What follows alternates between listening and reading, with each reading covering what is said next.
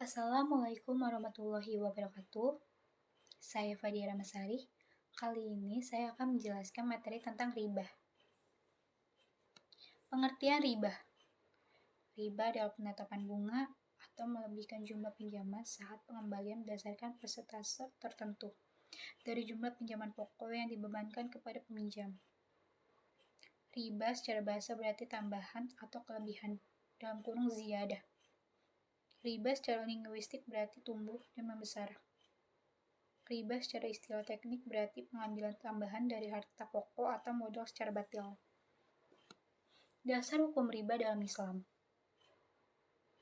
Dalam surat Al-Baqarah ayat 276, yaitu berarti Allah memusnahkan riba dan menyuburkan sedekah. Dan Allah tidak menyukai setiap orang yang tetap dalam kekafiran dan selalu berbuat dosa. Begitu pula dengan surat Al-Baqarah ayat 278, yang artinya, hai orang-orang yang beriman, bertakwalah kepada Allah, dan tinggalkanlah sisa riba jika kamu orang-orang yang beriman.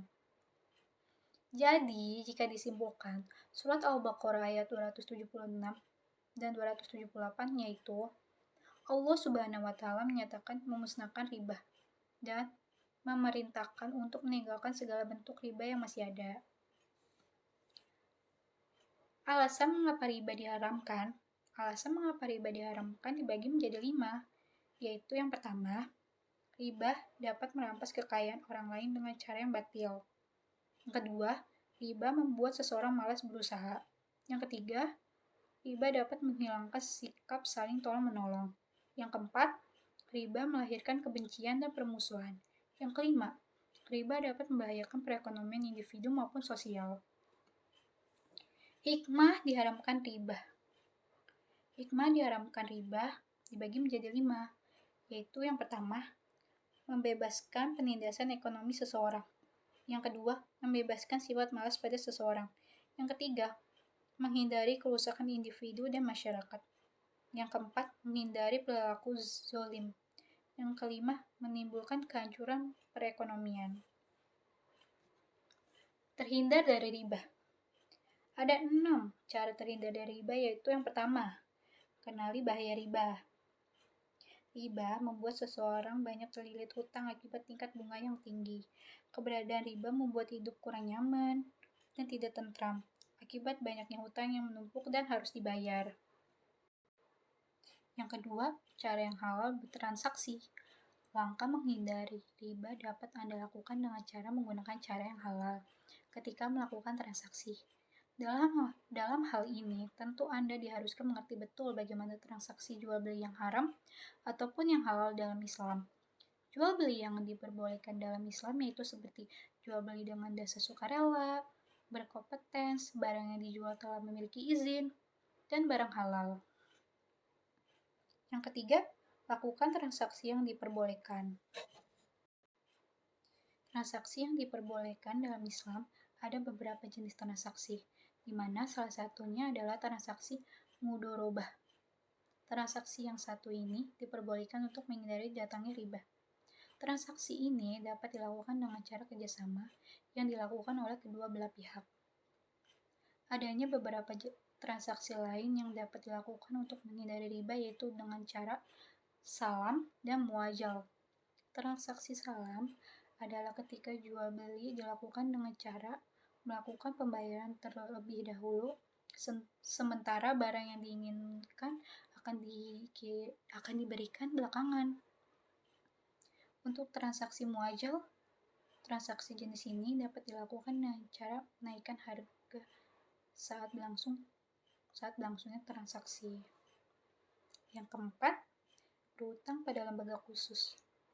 Oke, sekarang telah ada beberapa lembaga khusus yang menangani utang piutang tanpa riba. Hal ini dilakukan dalam rangka mewujudkan solidaritas antar umat. Selain masalah utang piutang, maka bagi Anda yang ingin menyimpan uang, sebaiknya tidak menggunakan bank yang memberi bunga di dalamnya. Carilah bank syariah yang dijalankan dengan cara Islami. Yang kelima, saling membantu.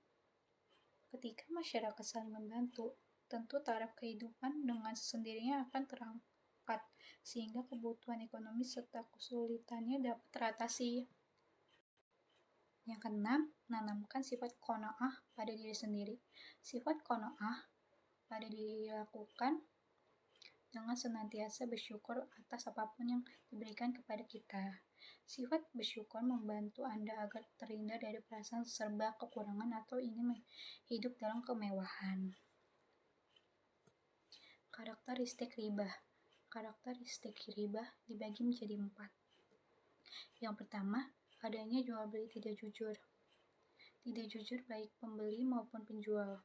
Dalam kasus jual beli sendiri, sering terjadi hal ini, di mana banyak pedagang yang menggunakan cara curang dengan mengurangi jumlah maupun berat dari barang yang dijualnya, sehingga ia mendapatkan keuntungan lebih dari sebelumnya.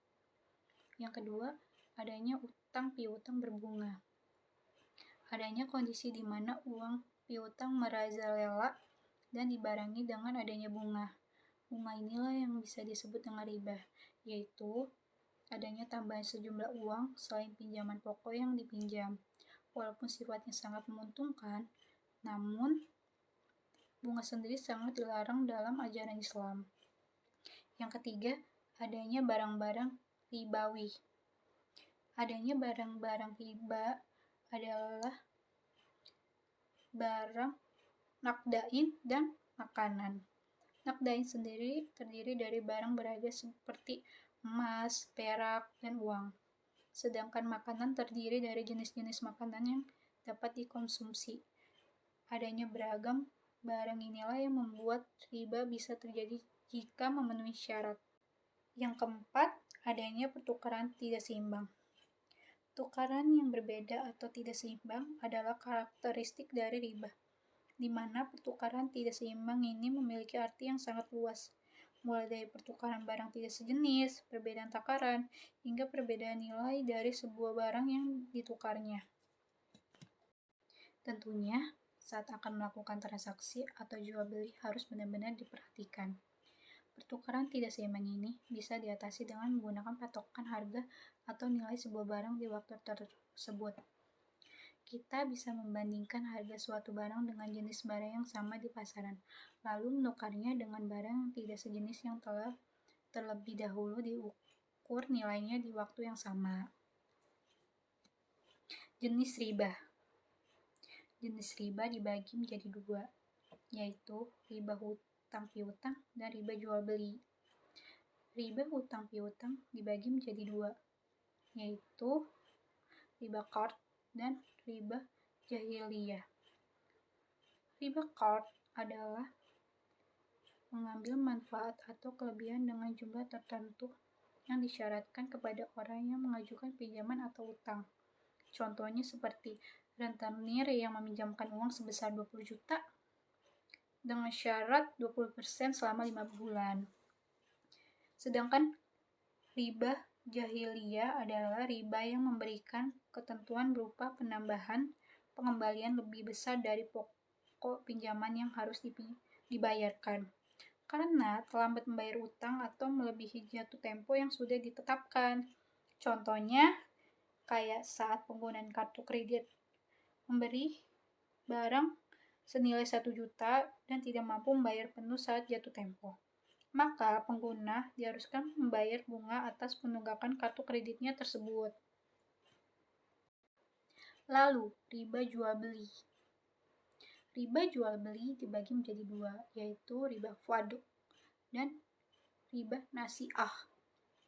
Riba fadl adalah riba yang terjadi pada transaksi jual beli antara jenis barang yang sama, namun memiliki kadar atau jumlah yang berbeda. Barang yang ditukarkan merupakan jenis barang ribawi. Barang ribawi adalah kelompok barang yang jika dijual-belikan tanpa mengindahkan ketentuan syariat, maka menjadi transaksi riba. Contohnya seperti 2 kilo gandum berkualitas baik ditukar dengan 3 kilo gandum berkualitas buruk. Sedangkan riba nasi'ah adalah menunda penyerahan atau penerimaan barang. Barang yang diserahkan atau diterima merupakan barang ribawi.